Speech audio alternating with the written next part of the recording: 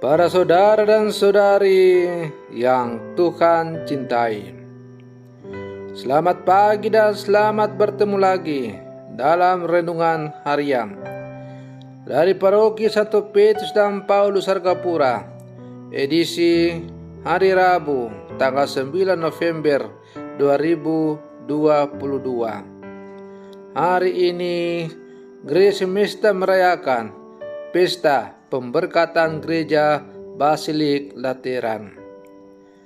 Mengawali hari yang baru ini, kita hendak mendengar dan merenungkan sabda Tuhan.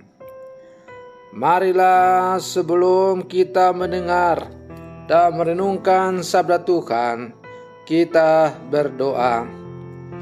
Dalam nama Bapa dan Putra dan Roh Kudus. Amin. Ya Allah, Engkau telah berkenan menyebut umat-Mu gereja. Bantulah agar umat yang berhimpun dalam nama-Mu takut akan Dikau, mengasihi Engkau, mengikuti Engkau, dan dengan bimbingan-Mu dapat memasuki kediaman surgawi yang Engkau janjikan. Bersabdalah ya Tuhan, kami siap untuk mendengarkan. Terpujilah Engkau Bapa, Putra, dan Roh Kudus, kini dan sepanjang segala masa. Amin. Para saudara dan saudari yang Tuhan cintai, sabda Tuhan yang hendak kita dengar dan kita renungkan untuk mengawali hari yang baru ini diambil dari Injil Yohanes pasal 2 ayat 13 sampai 22. Tuhan bersamamu. Inilah Injil suci menurut Yohanes. Ketika sudah dekat hari raya Paskah orang Yahudi, Yesus berangkat ke Yerusalem. Dalam bait suci didapatinya pedagang-pedagang lembu, kambing domba, dan merpati, dan penukar-penukar uang duduk di situ. Maka Yesus membuat cambuk dari tali, lalu mengusir mereka semua dari bait suci dengan semua kambing domba dan lembu mereka. Uang para penukar dihamburkannya ke tanah, dan meja-meja mereka dibalikannya. Kepada pedagang-pedagang merpati ia berkata, "Ambil semuanya ini dari sini. Jangan membuat rumah Bapakku menjadi tempat berjualan."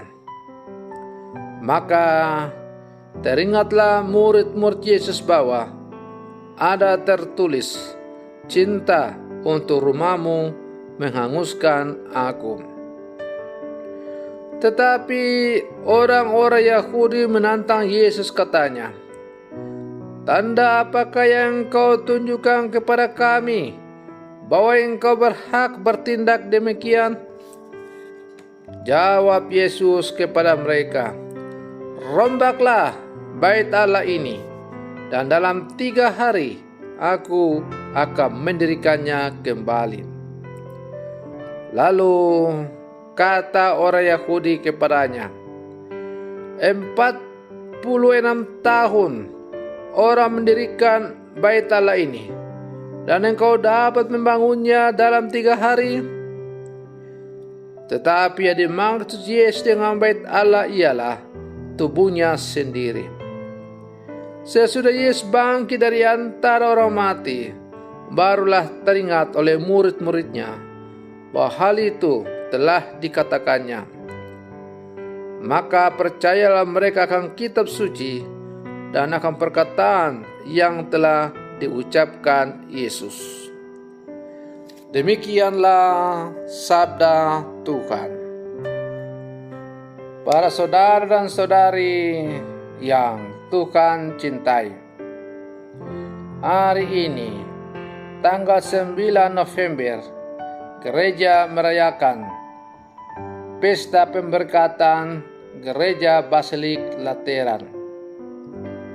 Menurut catatan sejarah, basilik ini didirikan oleh Kaisar Konstantinus Agung putra Santa Helena pada tahun 324. Dalam sejarah gereja, basilik ini merupakan basilik agung yang pertama yang melambangkan kemerdekaan dan perdamaian di dalam gereja.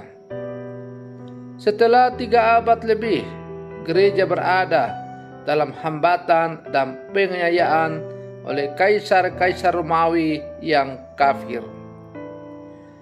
Pemberkatan yang kita peringati pada hari ini merupakan peringatan akan kemerdekaan dan perdamaian. Para saudara dan saudari yang Tuhan cintai, Basilik Lateran menjadi simbol kehadiran Allah yang membawa kemerdekaan dan perdamaian. Maka melalui bacaan-bacaan yang dipendengarkan oleh gereja pada hari ini, misalnya dalam bacaan pertama menggambarkan bahwa Bait Allah mengalir bagaikan sungai yang mengalirkan air kehidupan kepada semua makhluk. Kemana saja sungai itu mengalir, segala makhluk hidup yang berkeriapan di sana akan hidup. Bait Allah menjadi sumber kehidupan. Bahkan dengan sangat indah, Rasul Paulus menyebut bahwa tubuh kita adalah bait Allah. Tidak tahukah kamu bahwa kamu adalah bait Allah dan bahwa Roh Allah diam di dalam kamu? Jika ada orang yang membinasakan bait Allah, maka bait Allah akan membinasakan dia. Sebab bait Allah itu adalah kudus, dan bait Allah itu ialah kita sendiri. Ini berarti tubuh kita kudus karena menjadi tempat Allah bersemayam. Maka kita tidak boleh mengotori dan menodainya. Para saudara dan saudari yang Tuhan cintai, bahwa tubuh kita yang adalah bait Allah harus menjadi inspirasi bagi sama untuk menemukan kemerdekaan dan perdamaian di tengah dunia ini. Maka tepatlah tindakan Yesus sebagaimana kita dengar dalam bacaan Injil yang baru saja kita dengar bersama, di mana Yesus mengusir para pedagang dari bait Allah. Yesus tidak menghendaki kita mengotori bait Allah dengan kepentingan pribadi yang cenderung membawa pada kebinasaan. Bait Allah harus mengalirkan kehidupan. Bait Allah harus menjadi sumber kemerdekaan dan perdamaian umat manusia. Dan siapakah bait Allah itu? Dialah Yesus. Tetapi yang dimaksudkannya ialah dengan bait Allah itu ialah tubuhnya sendiri. Maka bait Allah itu adalah tempat kumpulan orang-orang yang percaya kepada Yesus. Dan bait Allah yang terpenting dalam hidup kita ialah tubuh kita. Di dalam tubuh kita ini berdiamlah Roh Allah, Roh Kudus. Karena itu, tubuh kita sebagai bait Allah tidak boleh dikotori dengan macam-macam hal seperti bujukan-bujukan dosa, bujukan tawaran-tawaran dunia, dan lain-lain. Semuanya itu dapat mengotori tubuh kita sebagai bait Allah, dan pada akhirnya kita akan hancur karena kita mengotori bait Allah dengan dosa-dosa kita. Para saudara dan saudari yang Tuhan cintai, maka pada pesta pemberkatan Basilika Lateran pada hari ini, kita diajak sebagai orang-orang Katolik, murid-murid Yesus yang hidup bersama sekarang, untuk sungguh-sungguh menempatkan bait Allah sesuai dengan fungsinya, yaitu sebagai tempat untuk kita berbakti kepada Allah, sebagai tempat berdiamnya Roh Allah.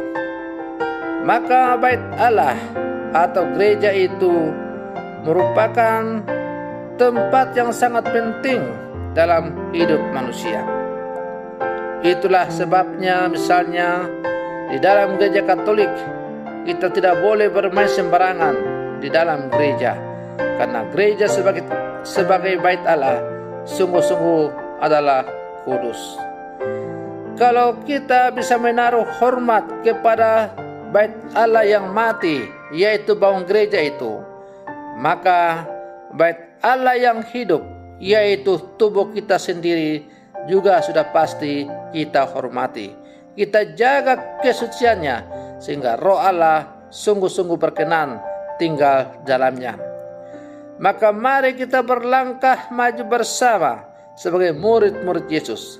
Mari kita jaga kesucian bait Allah, terutama bait Allah yang hidup, yaitu diri kita, keluarga kita, komunitas kita, kombas kita, dan seterusnya.